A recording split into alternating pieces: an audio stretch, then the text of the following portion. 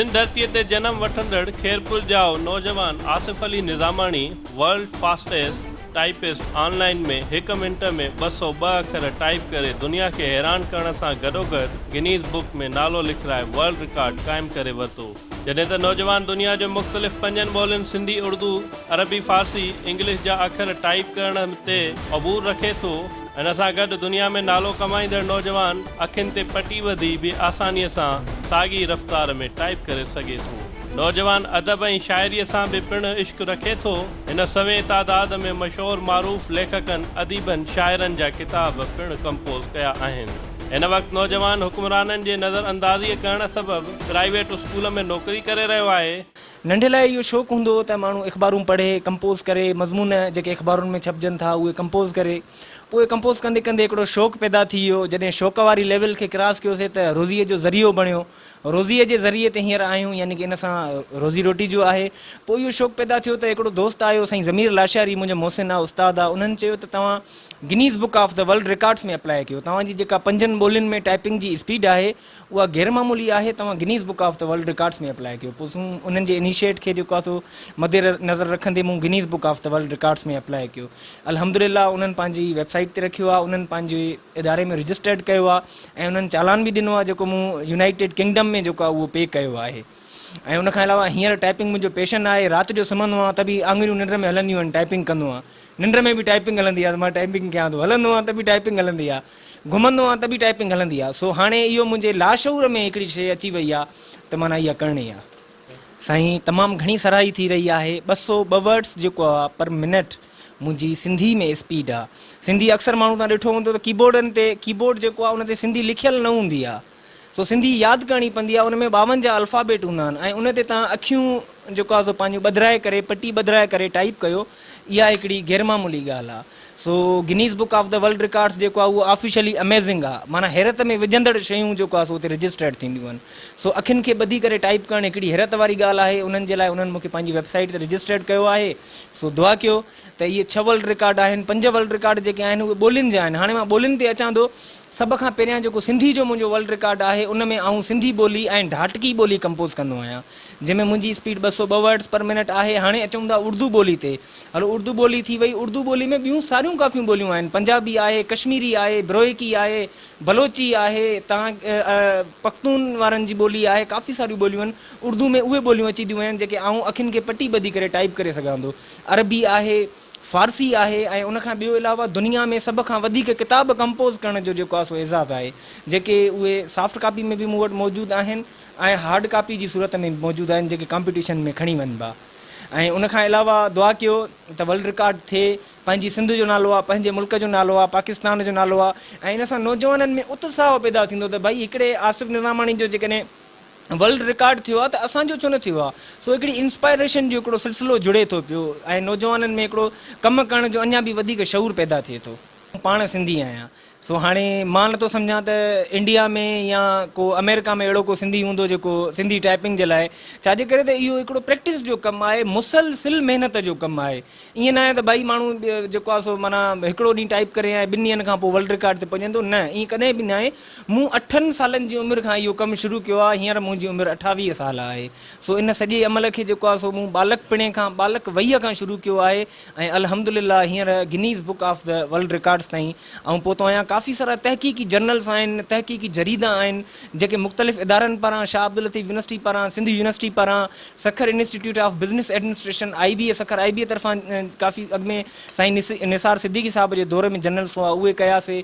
ॿियो काफ़ी सारो कमु आहे। ॿाराणे अदब जो कमु आहे, लिटरेचर जो कमु आहे, अदीबनि जा किताब आहिनि, उन्हनि जे किताबनि जी डिज़ाइनिंग आहे, पेंटिंग्स आहिनि ऐं शाह जे रिसाले खे मूं इलिस्ट्रेशन करण वारो सिलसिलो कुझु वक़्तु अॻु में शुरू कयो त उन जे कलाम खे जेको आहे सो ईअं ठाहिजे त जीअं हर ॿोली ॻाल्हाईंदड़ शाह जे कलाम जी इलिस्ट्रेशन ॾिसी ऐं उन बेत जो मफ़हूम सम्झी वञे त ॻोल्हियां मल्हां शाल मां मिलां होत जो छा मफ़हूम आहे, उहा इलिस्ट्रेशन ॾिसी सम्झी वञे।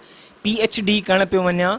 सो इकोनॉमिक्स में जेको आहे सो PhD करण पियो वञा। मुंहिंजी थीसिस जो जेको उनवान हूंदो उहो हूंदो सिंधी कंप्यूटिंग जा पंहिंजो इकोनॉमी ते इक़्तिसादियात ते पवंदड़ असर। सो आऊं चाहियां थो त हिन पंहिंजी सिंधी ॿोलीअ खे हिकिड़ी अहिड़ी पंहिंजो बुलंद सतह ते खणी वञा ऐं टाइपिंग में वर्ल्ड रिकॉर्ड कयां जंहिंसां पाकिस्तान जो बि नालो रोशन थिए, असांजी क़ौम जो बि जेका आहे सिंधी क़ौम सिंधी नेशन आहे उनजो नालो बि रोशन थिए, असां सभिनी जो नालो रोशन थिए, असांजे शहर जो नालो रोशन थिए, त जीअं अञा वधीक खां वधीक नौजवान अॻिते अची करे पंहिंजो पाण मल्हाए सघनि।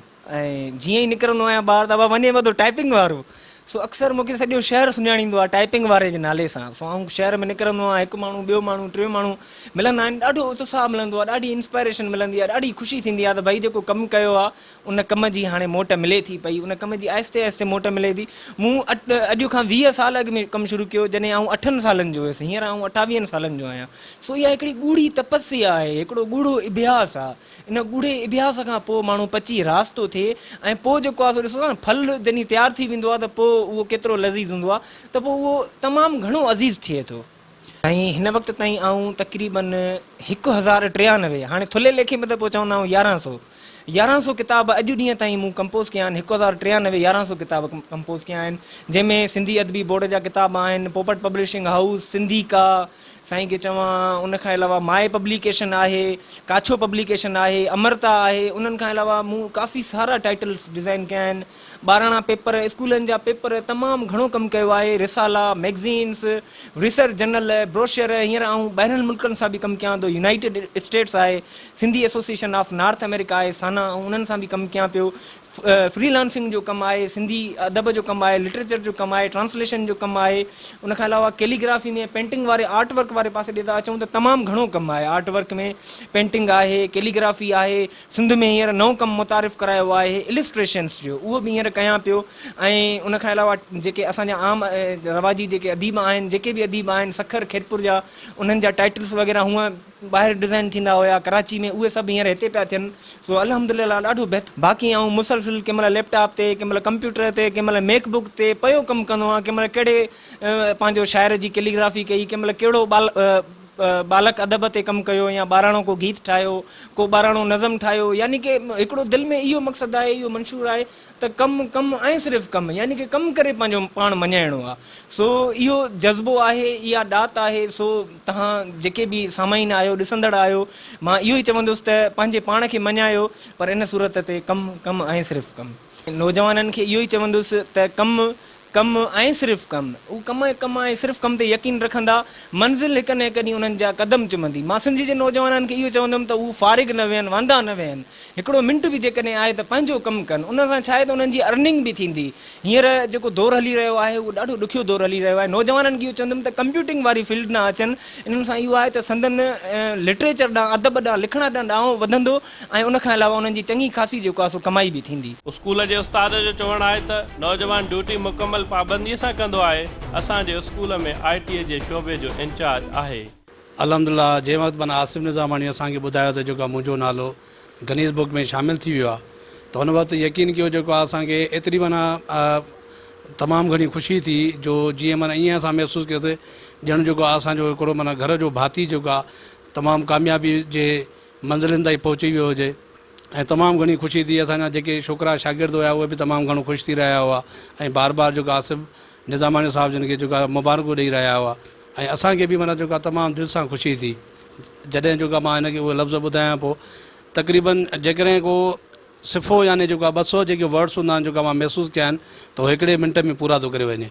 200 वर्ड्स जेके असां उनखे नोट्स वग़ैरह ॾींदा आहियूं, या स्कूल जो जेको असांजो जेको कमु हूंदो आहे असां जेको आहे उनखां कंपोज़ कराईंदा आहियूं, त जेका उहो का ईअं सम्झो का देरि न लॻंदी आहे, माना असां 100% श्योरिटी हूंदी आहे त हीउ जेको कमु आहे जेको आहे हिन में आसिफ़ आहे तक़रीबन जेको आहे घटि में घटि जेको आहे 10 मिंट वारो कमु हूंदो त 5 मिंटनि में थी वेंदो, अधु कलाक वारो कमु हूंदो त 15 मिंटनि में थी वेंदो। इहा उमेदु हूंदी आहे, छो त हुनजा अल्हम्दुलिल्लाह जेके हथ हूंदा आहिनि जेका उहे एतिरा जेको आहे टाइपिंग में तेज़ आहिनि जो तव्हां हुनजो अंदाज़ो लॻाए सघो था। तव्हां हुनजी वीडियो तव्हां भरी आहे, तव्हां हुन में अंदाज़ो लॻाए सघो था माशाअल्लाह माना केतिरी हुन में स्पीड आहे। वर्ल्ड रिकॉर्ड क़ाइमु कंदड़ नौजवान आसिफ़ निज़ामाणीअ ते ख़ैरपुर जे शहरनि खे बि फ़ख़ुरु आहे। अदीबनि जो चवणु आहे त हीउ नौजवान तमामु मेहनती, ईमानदार ऐं एक्स्ट्रा टैलेंट रखंदड़ शख़्सियत आहे। ऐं असां हिन खां पंहिंजा किताब कंपोज़ कराइण ते फ़ख़ुरु महसूसु कंदा आहियूं। आसिफ़ हिन वक़्तु पंहिंजी उमिरि जे हिसाब सां ऐं पंहिंजे टैलेंट जे हिसाब सां न सिर्फ़ु हुन पंहिंजे ॻोठ जो पंहिंजे शहर जो नालो रोशन कयो आहे पर पूरी सिंध जो नालो हू रोशन करे रहियो आहे। आसिफ़ जो टैलेंट हिन वक़्तु जंहिं उमिरि में हू हिन वक़्तु मौजूदु आहे, जेकॾहिं आसिफ़ पंहिंजी इहा महिनत ऐं इहो पंहिंजी लगन सां ऐं पंहिंजी जिदोजहद सां इहो कमु कंदो रहियो त आसिफ़ जी शायदि मूंखे यकीन आहे त आसिफ़ जी क़िस्मत में न खोड़ सारा ॿिया रिकॉर्ड बि ईंदा ऐं असां सभु न सिर्फ़ु आसिफ़ ते फ़ख़ुरु था कयूं बल्कि आसिफ़ असांजे सिंध जो, असांजी क़ौम जो, असांजे शहर जो हिकु सरमायो आहे। गवर्नमेंट जा खोड़ सारा इदारा आहिनि पर गवर्नमेंट जे इदारनि जी जेका कारकर्दगी आहे उहा तव्हां सभिनी जे साम्हूं आहे। मां आसिफ़ खे हिन सिलसिले में सभु गुज़ारिश कंदुसि त हू पंहिंजे पर में पंहिंजे हवाले खां कुझु को अहिड़ो इंस्टीट्यूट, को इदारो, का अहिड़ो ठाहे जंहिंसां असांजे नौजवाननि खे हू हिमथाए ऐं असांजे नौजवाननि खे हू इन सिलसिले में ट्रेनिंग ॾे त हू कीअं पंहिंजे तजुर्बनि जी बुनियाद ते ऐं पंहिंजे महिनत जी बुनियाद ते पंहिंजो पाण खे अॻिते वधी अचनि जिते आसिफ़ हिन नंढड़ी उमिरि में पहुतो आहे। नौजवान दुनिया में पंहिंजे शहर सूबे सिंध में मुल्क जो नालो रोशन कयो आहे। हुननि जो इहो ई चवणो हो सिंध हुकूमत खे त अहिड़नि नौजवाननि जी हौसला अफ़ज़ाई करण लाइ अहिड़ा सेंटर क़ाइमु कया वञनि त जीअं अहिड़ा सिंध में नौजवान ॿिया बि पैदा थी सघनि। कैमरामैन जान मोहम्मद सां गॾु Ali Jaffrey, Sun TV news, Khairpur.